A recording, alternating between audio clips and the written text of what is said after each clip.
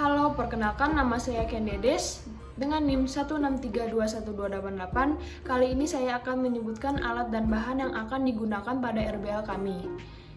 Yang pertama itu ada multimeter, lalu ada trafo, ada kabel jumper, ada kabel buaya, lalu ada resistor sebesar 100 ohm, kapasitor sebesar 1 mikrofarad, lalu ada project board, lalu ada kawat enamel, ada ferit, dan yang terakhir ada solder. Adapun tujuan dari RBL ini yaitu membuat induktor atau solenoida dengan nilai minimal induktansi sebesar 1 mH dan volume maksimal 10 cm3. Kemudian mengukur nilai induktansi dengan menggunakan rangkaian seri LSC dengan menggunakan multimeter.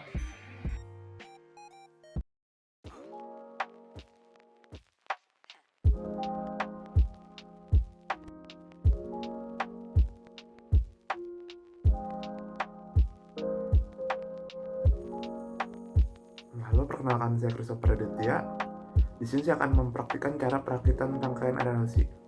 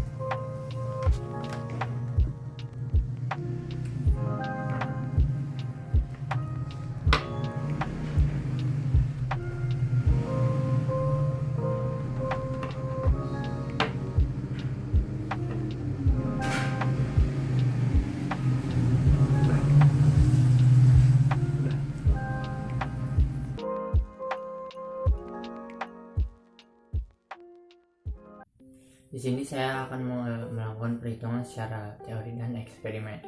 Data secara teori adalah V rangkaian sebesar 12 volt, resistor sebesar 100 ohm, kapasitor sebesar 1 mikrofarad, dan untuk induktor kita bisa mencarinya melalui mu0 kali n kuadrat kali A per L, dimana kelompok kami melakukan 325 lilitan dan diameter solenoid 2 cm dan nilai panjang seri adalah 3 cm, dan kami mendapatkan nilai induktor secara teori adalah 1,389 mH.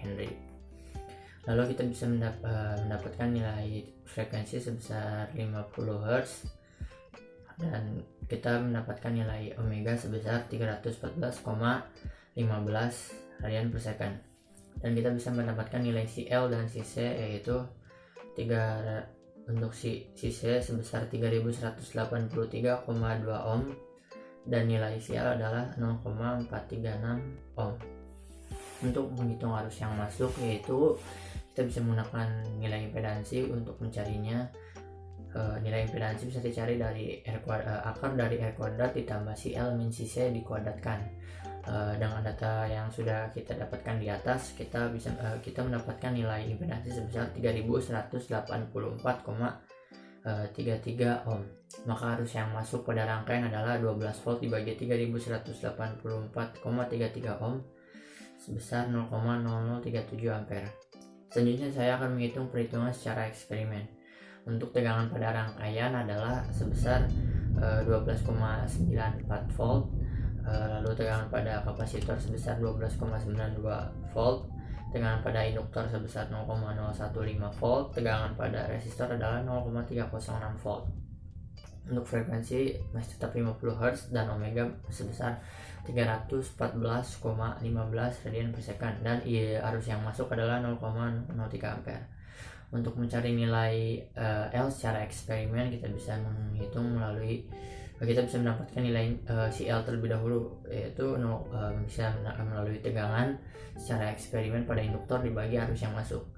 Kita bisa menghitungnya yaitu 0,015 dibagi 0,003 ampere. mendapatkan nilai 5 ohm. Maka L bisa didapatkan yaitu si L per omega. Maka didapat nilai 15,91 mH. Untuk nilai resistor, secara eksperimen kita bisa menggunakan tegangan pada resistor dibagi arus yang masuk yaitu 0,306 dibagi 0,003, maka didapatkan nilai sebesar 102 ohm. Untuk nilai kapasitor bernilai tetap yaitu 1 mikrofarad. Misalkan angka yang telah didapatkan dengan induktansi eksperimen sebesar 15,9 mH dan induktansi teori sebesar 1,389 mH, didapatkan galat sebesar 1044,7%. Analisis. Sebuah induktor dapat dibuat menggunakan lilitan kawat, tembaga, atau enamel sebagai solenoid. Nilai induktansi solenoid sangat bergantung pada luas penampang, panjang, dan jumlah lilitan kawat. Untuk memperoleh nilai induktansi yang cukup besar, solenoid berinti udara memerlukan jumlah lilitan kawat yang cukup banyak. Hal ini juga berdampak pada panjang kawat yang diperlukan. Jika ingin memperoleh induktansi yang cukup besar, namun juga dengan jumlah lilitan yang lebih sedikit, dapat digunakan inti paramagnetik maupun ferromagnetik. Kedua bahan ini akan membantu menguatkan medan magnet yang terbentuk pada solenoid yang mengaliri arus listrik. Ketika kita mengukur suatu tegangan yang terukur dapat berubah-ubah disebabkan oleh tegangan sumber dari PLN yang tidak stabil. Di antara kedua hasil induktansi yang diperoleh, terdapat perbedaan. Berdasarkan teori, diperoleh induktansi sebesar 15,9 mH, sementara berdasarkan percobaan diperoleh induktansi sebesar 1389 mH. Galat di antara keduanya sebesar 1044,7%. Nilai galat ini kemungkinan disebabkan oleh beberapa faktor, seperti karena kesalahan percobaan, kecacatan bahan yang digunakan, dan kurangnya ketelitian yang dimiliki oleh multimeter yang digunakan. Galat juga dapat terjadi karena kesalahan dalam pembuatan solenoid, khususnya karena kurang rapi maupun kurang rapat antara tiap lilitan kawatnya. Mengingat induktor ini tidak diukur kembali kebenarannya, nilai induktansinya menggunakan alat ukur seperti LCR meter. Tentunya akan memperlihatkan adanya galat yang lebih besar terhadap induktansi 1 mH dengan nilai induktansi sebenarnya dari solenoid ini.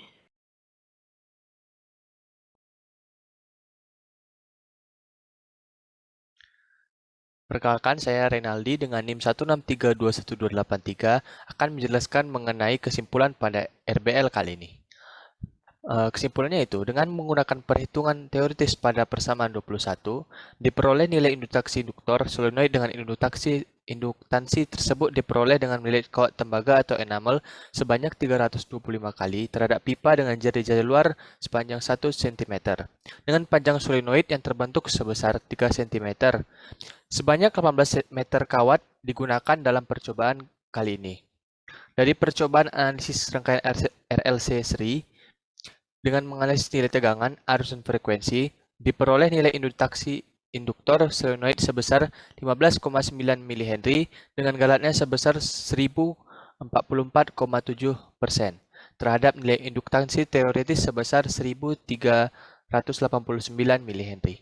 Terima kasih.